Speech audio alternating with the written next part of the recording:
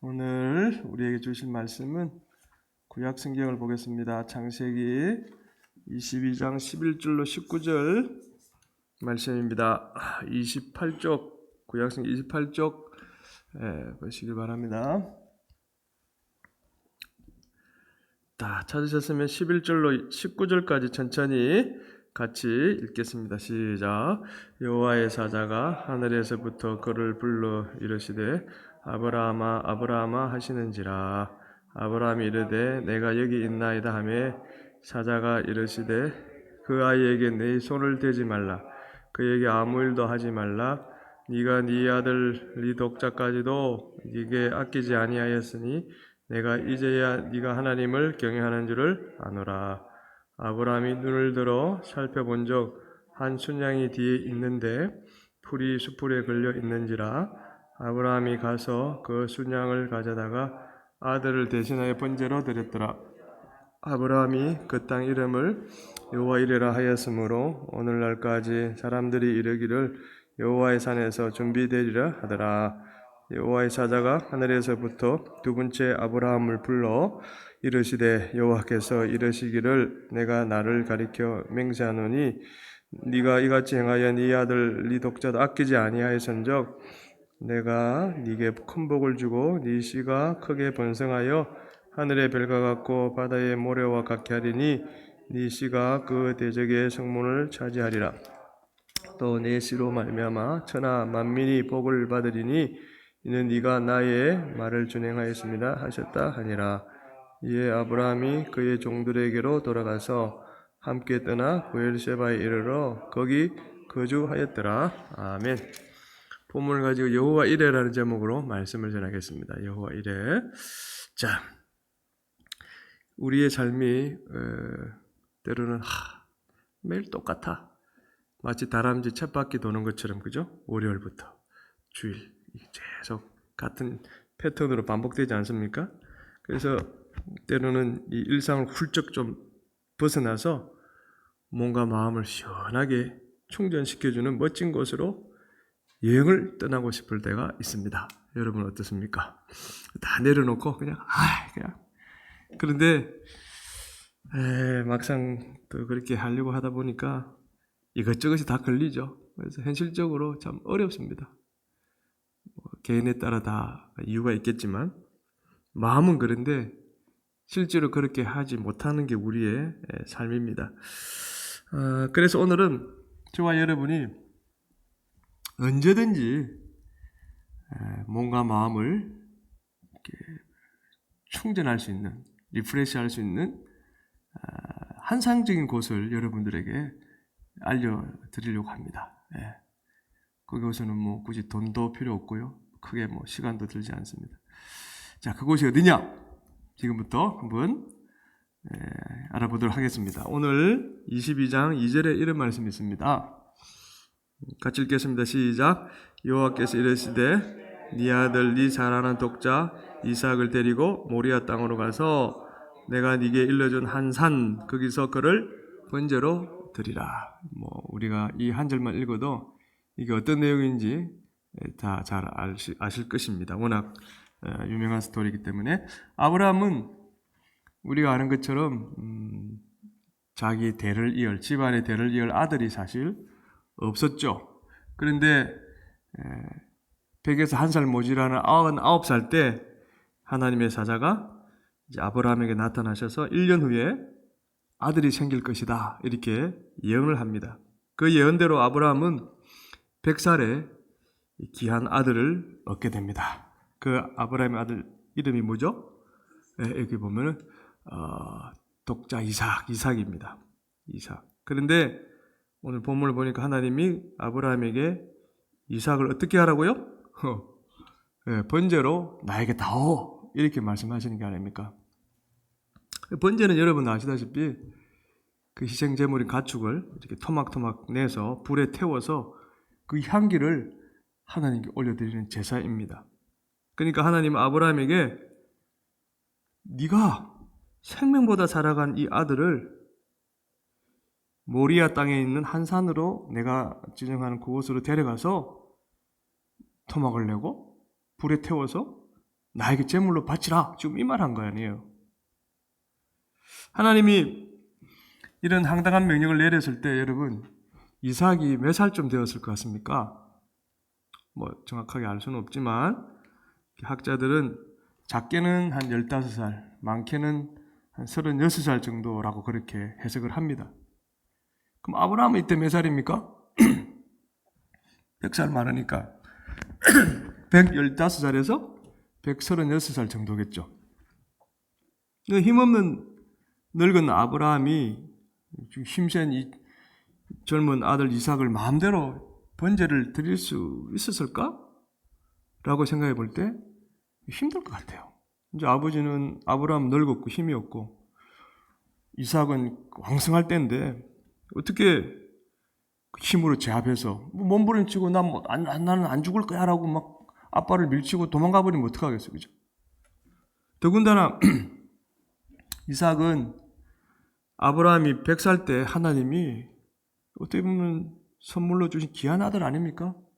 줄 때는 언제고 그렇게 해서 100살 때 받은 아들인데 이 번제로 바치라니 말이 안 되잖아요. 상식적으로. 이런 뭐 상황 가운데서도 아브라함은 이삭을 데리고 모리아 땅에 있는 한 산으로 갑니다. 그곳에서 아브라함은 그 이삭을 줄로 꽁꽁 묶은 다음에 이제 칼로 죽이려고 탁 하죠. 근데 언제 오늘 내용입니다. 갑자기 하늘에서 아들 이삭을 죽이지 말라. 그런 소리가 들리는 게 아닙니까? 이 소리를 듣고 본문을 이제 우리 읽어서 보셨지만 주위를 둘러보니까 순양이 수풀에 뿔이 걸려서 있는 거예요. 그래서 아브라함은 아들 이삭 대신 이 순양을 잡아서 대신 번제를 드립니다. 아들을 죽이지 말라니까 번제는 드려야 되고 마침 보니까 순양이 있는 거죠. 그러니까 그것을 잡아서 드렸단 말입니다. 아브라함이 이 순양을 찾으려고 노력도 사실 안 했죠. 그냥 보니까 있었던 거 아닙니까? 근데 하나님이 이삭 대신 이 번제로 바칠 순양을 딱 미리 준비해 놓은 거 아닙니까? 그래서 우리가 이걸 보고 사람들은 생각지 못한 좋은 일, 내가 예기치 못했는데 일어난 좋은 일이 생기면 하나님이 나를 위해 미리 준비해 놓으셨구나. 이 좋은 것을 하나님이 미리 나를 위해 준비해 놓으셨구나. 그런 뜻으로 우리는 뭐라고 외칩니까? 뭐라고 외치죠? 여호와 이레. 여호와 이레 하나님. 찬양합니다. 이렇게 우리는 보통 생각을 하죠. 근데 여호와 이레라는 이 의미가 방금 제가 말씀드린 것처럼 또 우리가 아는 것처럼 그냥 하나님이 우리가 예상치 못한 어떤 좋은 일을 미리 준비해 놨다. 할렐루야. 이런 의미가 다일까? 그 의미로 이렇게 여기 기록해 놨을까? 14절에 그랬지 않습니까? 여호와 이레. 근데 그뿐만이 아닙니다. 그 의미만이 다가 아닙니다. 저는 오늘 그걸 말씀드리고 싶습니다. 14절에 다시 한번 볼까요? 시작. 아브라함이 그 땅 이름을 여호와 이레라 하였으므로. 아브라함이 그 땅 이름을 여호와 이레. 따라서 정확하게 말하면 여호와 이레는 아브라함이 사랑하는 아들 이삭을 번제로 드리려 했던 모리아 땅에 있는 한 산, 그냥 이제 이걸 우리가 모리아산이라고 흔히 말합니다. 모리아산에 있는 그곳의 이름입니다. 여호와 이레. 이름이죠. 그죠? 근데 나중에 이 땅에 무엇이 일어나느냐, 어떤 일이 일어나느냐, 그곳에 우리가 역대하 3장 1절을 보면 이런 말씀이 있죠. 시작. 솔로몬이 예루살렘 모리아산에 여호와의 전 건축하기를 시작하니. 지금 번제로 드리라고 하나님이 지정한 그 이름을 여호와 이레라고 했는데 그 여호와 이레라고 한 그 땅에 솔로몬 왕이 뭘 했느냐? 뭘 했습니까? 네. 여호와의 전 뭡니까? 성전을 건축한 거죠. 아브라함이 이삭을 번제로 드리려고 했던 그 장소가 나중에 정확하게 말하면 한 1000년 이후에 아브라함은 BC 2000년대 사람이라 보면 솔로몬은 BC 1000년대 다윗 시대 사람이니까 한 1000년 이후에 그곳에 하나님의 전 성전이 그곳에 들어서는 그 장소란 말이죠. 예수님 시대에 그 예루살렘 성 지도를 보면 여기 모리아산이라고 그렇게 명명해 놓고 있고요. 거기에 성전이 들어서 2000년 여기 그러니까 예수님 때로부터 치면 2000년 전이고 솔로몬으로 치면 1000년 전에 이곳에 아브라함이 이삭을 번제로 드리려 했던 그 장소입니다. 그 장소에 솔로몬 왕이 성전을 건축했다. 이렇습니다. 그러니까 여호와 이레는 예루살렘에 있는 하나님의 성전, 지금 뭡니까?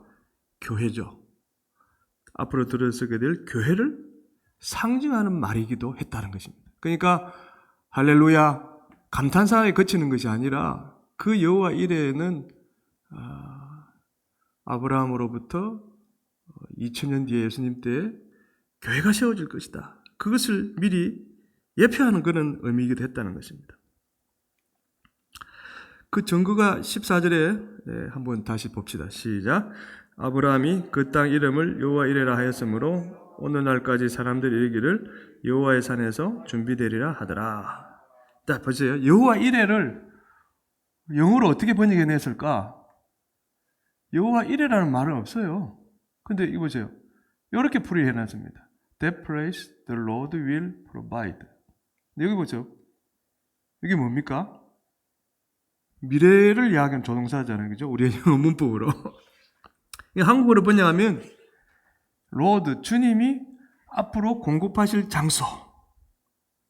미래적인 의미입니다. 여기서 주님은 누구를 이야기합니까? 예. 2000년, 여기 이 시점으로 2000년 뒤에 오실 우리를 구원하기 위해 십자가에 못 박혀 돌아가실 예수님을 말씀하시는 거예요. The Lord.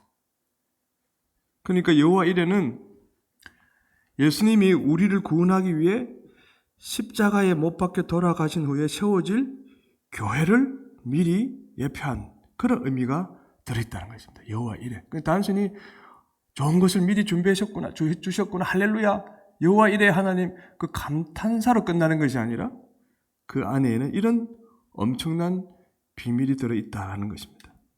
여호와 이레가 상징하는 것처럼 예수님이 예루살렘에서 십자가에 죽으시고 교회가 여러분 생겼지 않습니까? 교회가 프로바이더 공급한다는 건데 뭘 공급해 줄지는 정확하게 그 목적은 없습니다. 근데 우리가 알기로 교회가 생기면 그 교회가 성도들이 예수님께 은혜와 믿음의 능력을 공급받는 곳이 될 것이다. 그걸 이야기하고 있는 거 아닙니까? will provide. 주님이 오셔서 공급할 은혜와 믿음의 그 능력을 공급할 그 곳 뭡니까? 교회. 야, 2000년 전에 이 사건을 통해서 하나님은 세워질 교회, 또 교회가 어떤 곳이 될 것인지를 그렇게 말씀하고 계시다라는 것입니다. 마태복음 16장 21절 볼까요? 시작. 예수 그리스도께서 자기가 예루살렘에 올라가 장로들과 대제사장들과 서기관들에게 많은 고난을 받고 죽임을 당하고 제3일에 살아나야 할 것을 제자들에게 비로소 나타내시니, 예수님이 제자들에게 당신이 어디로 올라가서 고난을 받고 죽임을 당하고 3일 후에 부활할 것이라고 지금 말씀하십니까? 어디요? 예루살렘. 그래서 예수님은 당신이 말씀한 대로 예루살렘 올라가서 고난을 받고 십자가에 못 박혀 돌아가셨습니다. 예수님은 3일 뒤에 예루살렘에서 부활하셨고 또 예루살렘 근처 감람산에서 많은 사람들이 지켜보는 가운데 하늘로 올라가셨죠. 즉 하나님이 모리아산에서 죽기로 예정되어진 이삭 대신 당신이 친히 준비한 뿌리 수풀에 걸려있는 순양으로 번제를 받으셨지 않습니까? 지금 이 사건으로. 그것처럼 하나님이 어떻게 보면 이 죄로 말미암아 죽기로 예정된 이 인간들, 그 인간들 대신에 당신이 친히 준비한 순양 대신 누구? 예수님을 사실은 번제로 받으신 것입니다. 이삭을 번제로 요구했지만 이삭 대신에 순양을 받으셨던 것처럼 2000년 후에 인간들을 다 이제 어떻게 보면 그 죄값을 치르게 했어야 되는데 그 대신에 자기의 외아들, 독생자 예수님을 사실은 십자가에 죽이셨다는 것은 바로 번제로 받으셨다는 그 내용인 것입니다. 예수님이 돌아가시고 부활하신 후에 예수님께 은혜와 믿음의 능력을 공급받는 그 교회가 예루살렘에 세워졌지 않습니까? 예루살렘에서부터 교회가 시작됐지 않습니까? 그리고 오순절 마가의 다락방에 성령이 임하고 난 뒤에 제자들이 흩어지면서 예수님이 하셨잖아요. 유대와 온 예루살렘과 온 유대와 사마리아 땅끝까지 이르는 내 정인이 되리라. 그래서 확 다 뛰쳐나가서 복음 전하면서 교회가 곳곳이 세워지기 시작했지 않습니까? 하지만 그 시작은 예루살렘에 시작된 것이 맞습니다. 그러므로 여호와 이레는 하나님이 준비한 좋은 것을 받을 때 기뻐하면서 외치는 단순한 감탄사가 아닙니다. 그럼 뭐냐? 예수님이 부활하신 후에 세워질 교회를 보여주는 거예요. 이 사건은. 예수님이 공급하실 사랑과 은혜가 충만히 흘러나오는 그 교회가 2000년 뒤에 The Lord will provide 할 그 장소, 교회가 세워진다는 것을 BC 2000년경에 이 아브라함을 통해 정확하게 말하면 AD 30년에 일어날 일을 예언하셨던 것입니다. 그리고 그 예언은 정확히 이루어졌습니다. 이런 사실들을 보면 성경은 진짜 100% 하나님의 말씀이고 진리구나. 이걸 인정하지 않을 수 없는 거예요. 아무리 사람이 이거를 계획해서 적어도 이렇게 퍼즐 맞춰지듯이 딱딱 맞을 수가 없는 거죠. 하나님이 하셨으니까 이 말씀이 이렇게 정확하게 이루어지는 것입니다. 하나님이 지금도 2000년 전, 지금으로부터는 4000년 전이죠. 이 아브라함 때는 BC 2000년이니까 지금 우리가 AD 2000년대를 살고 있으니까 4000년의 역사하시는 그 하나님이 지금도 우리와 함께 하시고 살아계신다는 증거가 아니고 무엇이겠습니까? 여러분 성경은 보면 볼수록 감탄스러울 수밖에 없습니다. 아브라함은 교회를 예표한 이 모리아산에서 번제를 드린 후에 그의 삶에 엄청난 변화가 일어납니다. 그 번제를 드리고 하나님께 약속, 복을 받았습니다. 그 복을 살펴볼까요? 17절 시작. 내가 네게 큰 복을 주고 네 씨가 크게 번성하여 하늘의 별과 같고 바닷가의 모래와 같게 하리니 네 씨가 그 대적의 성문을 차지하리라. 오늘 이 사건이 아브라함을 믿음의 조상으로 만들어지게 되는 시발점이 된 것입니다. 실은. 물론 그전에도 믿음이 있었긴 했죠. 그러나 이 사건이 그를 믿음의 조상 우뚝 서게 만들어줬다는 것입니다. 자, 아브라함이 뭘 준다고 약속하셨습니까? 큰 복을 주겠다. 큰 복. 여기서 큰 복은 일단 물질의 복이라고 볼 수 있죠. 구약시대의 복의 기준은 물질, 다산, 아들, 자녀가 많은 거, 장수하는 거 아닙니까? 자, 과연 아브라함이 약속된 큰 복을 받았을까? 22장이죠. 오늘 26장 이런 말씀이 있네요. 13절 시작. 그 사람이 창대하고 완성하여 마침내 거부가 되어. 그 사람은 누굽니까? 아브라함이죠. 아브라함은 교회를 상징하는 모리아산에서 번제를 드린 후에 이때가 어떤 때냐면 가뭄과 기근이 심할 때입니다. 다른 사람들은 다 어려움을 당할 때예요. 그런데 많은 사람들이 고통을 당해도 이 아브라함은 하나님이 살피시고 보호하심으로 지금 거부가 되었다 이 말입니다. 하나님의 살피시고 보호하심에 큰 복을 받았던 거죠. 여러분, 다른 사람이 어려움을 당할 때 나는 하나님이 탁 지켜주신다 생각해 보세요. 생각만 해도 기분이 좋지 않습니까? 아브라함이 그 복을 받은 거예요. 자, 오늘날 저와 여러분이 이 아브라함처럼 진심으로 교회를 잘 섬기면 하나님이 우리를 그 어려운 가운데 아브라함을 지켜주시던 것처럼 오늘날 우리도 눈동자같이 우리를 살피시고 우리를 보호해주지 않겠습니까, 여러분? 당연하죠. 아무리 세상이 지금 힘들게 돌아가도 당장 내일 종말이 일어난다 할지라도 지구가 멸망한다 할지라도 우리가 하는 말로 우리는 하나님의 보호하신 가운데 들어가게 된다는 거.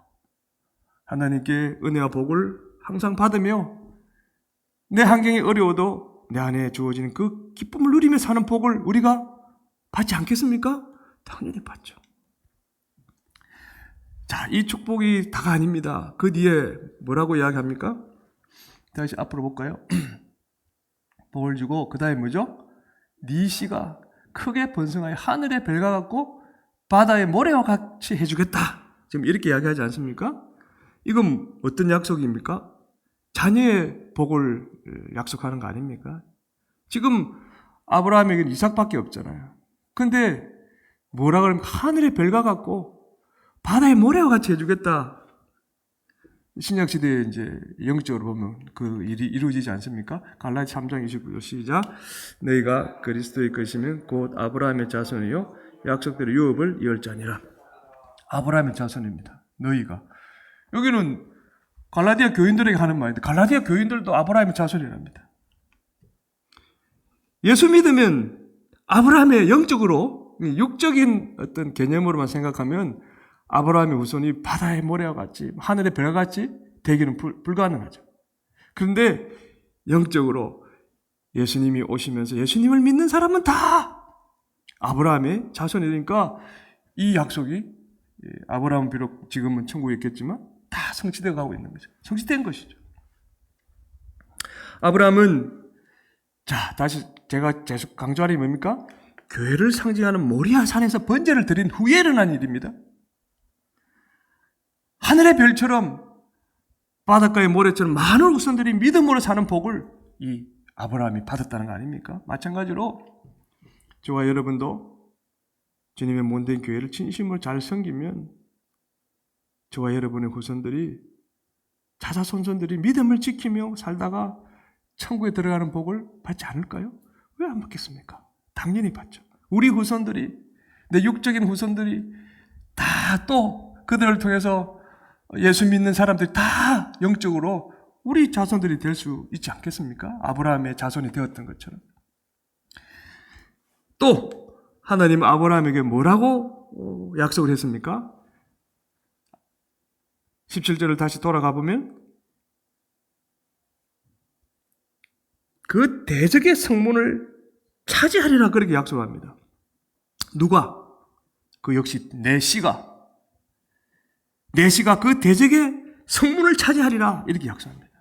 이 말씀은 아브라함의 자손들이 대적들을 깨부수고 글자 문자적 의미는 승리하는 삶을 살게 될 것이다. 그걸 약속하는 거 아닙니까? 근데 그 이후에 아브라함 이후에 그 자손들을 잘 보세요. 이삭입니다. 그리고 이삭의 아들이 누굽니까? 야곱입니다. 그리고 야곱의 아들들이 누굽니까? 12아들이 나옵니다. 그들이 계보를 쭉 보면은 결국은 순간순간 그들을 공격하는 대적들을 깨부수고 결국은 한 가정이 뭐죠? 한 민족, 한 국가를 이루게 되지 않습니까? 그러니까 이 약속대로 모든 대적들을 깨부수고 승리하는 삶을 그 후손들이 누리게 되었지 않습니까? 그 약속이 성취되었습니다.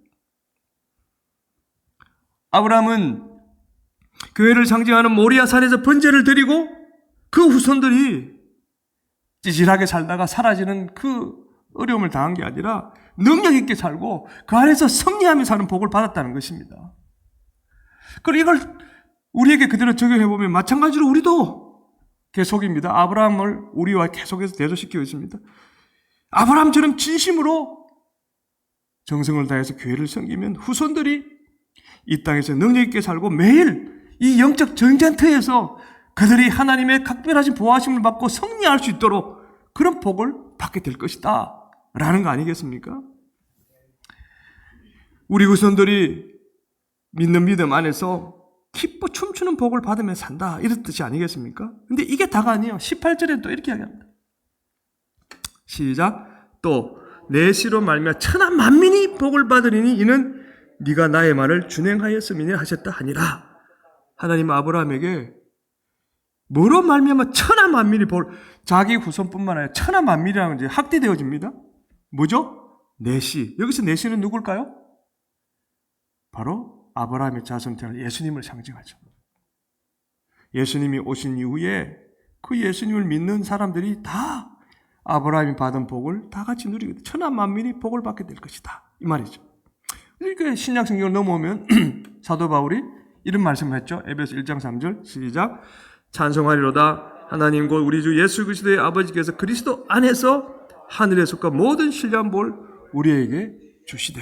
아까 18절 말씀 내 씨가 바로 그리스도 안에서 네 씨로 말미암아 천하 만민이 여기는 하늘에 속한 모든 신령한 복을 우리에게 주실 것이다. 이렇게 이야기하죠. 그러니까 아브라함은 번제를 드리고 세상 모든 사람에게 신령한 복을 나눠주는 예수님의 조상이 된 것이죠. 따지고 보면 육적으로 그 후손에서 예수님이 나왔으니까.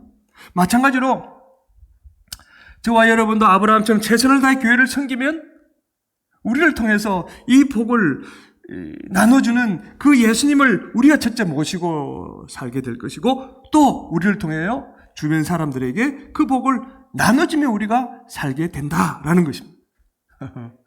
자기만 복 받아도 감사한데 나를 통해서 주변의 사람들이 복을 받는다. 우리를 통해 위대한 하나님의 능력이 나타나서 우리도 주변 사람들도 복을 받으며 살 수 있게 해주겠다. 믿습니까? 아멘. 믿었죠. 우리가 하나님 앞에 똑바른 믿음을 가져야 되는 거죠. 우리가 제일 수치스러운 말이 전도할 때 당신이나 잘 믿으세요. 뭐 그런 소리를 듣는다든지 당신도 제대로 못하면서 뭐 우리 보고 하라고 이런 소리 들으면 참 부끄럽죠. 그렇지 않기 위해서 우리가 믿음 안에 바로 서면 우리를 통해서 참 하나님이 우리 주변의 사람들에게도 그 복을 주신다. 우리가 축복의 통로가 되게 해주시겠다. 이 말 아닙니까 실은? 근데 교회가 어떤 곳이냐? 우리 인생을 복되게 만드는 오아시스 같은 곳입니다. 오아시스 여러분 사막의 오아시스 아시죠? 그 갈증으로 허덕이는 그 인생이 그 오아시스에서 한 모금 마실 때 모든 것이 해결되는 것처럼. 교회는 하나님이 우리에게 주실 복을 준비해 놓으시고 우리가 진심으로 교회를 섬기는지 확인하면서 충만한 복을 흘려보내주는 하늘의 폭포수 같은 곳입니다. 어디가요? 실은 교회가. 또 신앙적 교회 그러면 우리가 성전이고 우리가 교회인데 라고 하지만 우리가 모여있는 이곳이 또 유형의 교회 아닙니까? 그래서 에베소서 1장 23절 이런 말씀이 기록되어져 있습니다. 교회라는 곳이 어떤 곳이냐? 시작. 교회는 그의 몸이니 만물 안에서 만물을 충만하게 하신 이의 충만함이니라. 교회는 세상 모든 만물을 부족함이 없이 채워주는 충만함의 대명사가 바로 교회입니다. 교회는 그런 곳이죠. 이 교회론적으로 교회가 어떤 곳인지를 우리가 바로 아는 게 정말 중요합니다. 단순히 건물이 아닙니다. 한 사람 한 사람의 교회가 모여서 하나님을 섬기는 곳 아닙니까? 이곳에서 진심으로 하나님을 잘 섬기게 되어지면 아브라함이 번제를 드린 후에 받았던 이 축복을 우리도 분명히 받게 될 것이다. 이렇게 볼 수 있지 않겠습니까, 여러분? 근데 현실은 어떻습니까? 교회 모으면 때로는 머리도 아프고 보기 싫은 사람 보면 그냥 얼굴이 찡그러지기도 기분이 상할 때도 있고 그리고 나 나름대로 열심히 교회를 잘 섬기는데도 일이 잘 안 풀리고 또 자식들이 속을 썩이는 일들이 때로는 일어나지요. 자, 그럴 때도 여러분 이 하나님의 약속을 붙잡으시면 됩니다. 이럴 때 아브라함이 번제를 드리는 것처럼 내가 더 열심히 주님의 몸된 교회를 잘 섬겨야 되겠다. 나에게 주신 달란트가 무엇이건 그 달란트를 통해서 하나님을 잘 섬겨야 되겠다. 이런 믿음으로 나아갈 때 그러니까 아브라함이 그랬잖아요. 지금 현실적으로 아들을 바치라는 건 불가능하지 않습니까? 그러면 아이고 원망이 튀어나오고 우리 같으면 그냥 불평이고 줄 때는 언제고 또 빼앗아 가냐고 막 난리를 칠 겁니다.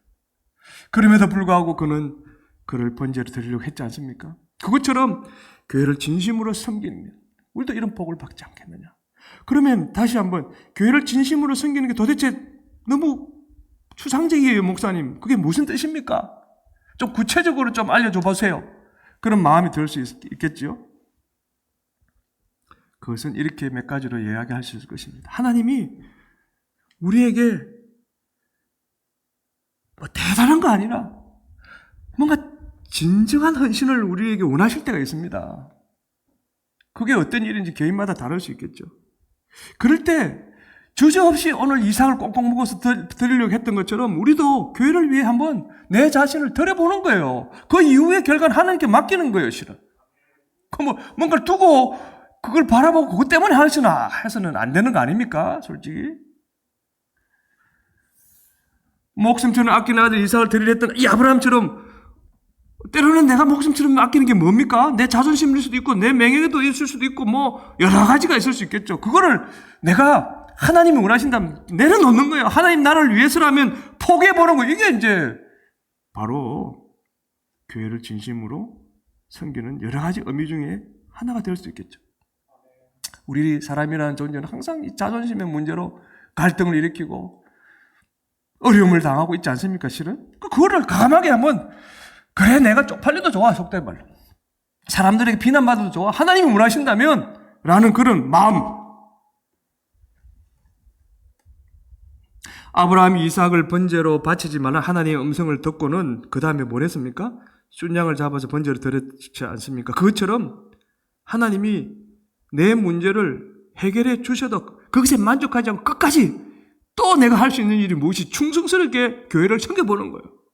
우리는 보통 많은 문제가 생기면 그거 해달라고 해결해달라고 하고 해결해주면 그냥 입 싹 닦아버리는 거죠. 그런 모습이 아니라는 거죠. 왜 그렇게 되느냐? 번제로 번역된 히브리어가 올라라는 단어인데 이 올라의 의미는 뭔가를 담아서 올리다 누군가를 높이다 그런 뜻입니다. 따라서 번제를 드리는 것처럼 교회를 섬긴다는 것은 하나님께 내 몸과 마음과 시간과 힘을 다 담아서 올려드린다. 한마디로 하나님을 내가 경외합니다 라는 것입니다. 그래서 하나님이 12절에 이런 말씀하셨지 않습니까? 시작. 네가 네 아들 내 독자까지도 내게 아끼지 아니하였으니 내가 이제야 네가 하나님을 경외하는 줄을 아노라 그랬죠. 교회를 진심으로 섬긴다는 거 아까 몇 가지 예를 들었는데 그것이 바로 한마디로 막 내가 하나님을 경외합니다. 그 표현인 것이죠. 실은. 우리가 하나님을 경외한다고 하나님께 인정받아야 교회에서 몸과 마음, 영혼이 하나님의 은혜로 충전받게 될 것이고 행복해지게 되는 것입니다. 자, 그러니 하나님이 원하면 아브라함처럼 우리도 한번 주를 위해서 주님의 몸된 교회를 위해서 헌신해 보지 않겠습니까? 예수님이 우리에게 뭔가 버리라고 할 때는 일단 버리고 교회를 위해 내 모든 것을 아낌없이 한번 드려보지 않겠습니까? 인생이 우리가 원하는 대로 잘 풀려도 교만하지 않고 게으르지 말고 교회를 진심으로 섬겨보지 않겠습니까? 그러면 세상 모든 만물을 부족함 없이 채워주시는 예수님의 은혜 안에서 진정한 여호와 이레를 삶 속에서 경험하며 살게 될 것입니다. 언제든지 교회에서 몸과 마음을 충전받고 행복하게 살게 될 것입니다. 그러니까 제가 애초에 어디든지 언제든지 충전받을 수 있는 그것은 어디입니까? 바로 교회예요. 교회를 중심으로 우리의 삶이 이루어져 나가야 되는 것입니다.